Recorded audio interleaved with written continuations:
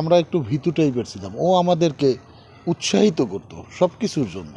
এক ওসমান হাদি চলে গেছে, তাতে কোনো অসুবিধা নাই। হাজার ওসমান হাদি ঝালকাঠি কামিল মাদ্রাসা থেকে তৈরি হবে ইনশাআল্লাহ। আমি ইসলামিয়া মাদ্রাসা থেকে নেসারাবাদে ভর্তি হই 2002 সালে। ওইখান থেকেই আমাদের সাথে পরিচয়, আর ওখান থেকেই আমাদের বন্ধুত্ব। অনেক সাপোর্ট দিত আমাদের, অনেক সামনের দিকে এগিয়ে নিয়ে যাওয়ার। আমরা একটু ভীতু টাইপের ছিলাম, ও আমাদেরকে উৎসাহিত করত সব কিছুর জন্য। ও অনেক মেধাবী ছাত্র ছিল, সবসময় আমাদের বন্ধুসুলভ আচরণ বলেন, ও আমাদেরকে প্ল্যাটফর্মে নিয়ে যাওয়া বলেন, সামনের দিকে নেতৃত্ব দেওয়ার একটা যে তাগিদ, ওর স্পৃহা, ওর কাছ থেকেই শেখা এগুলান। আমরা সকল ছাত্ররাই তার জন্য দোয়া করি যে আল্লাহ তাআলা তাকে জান্নাতের উচ্চ মাকাম দান করুক।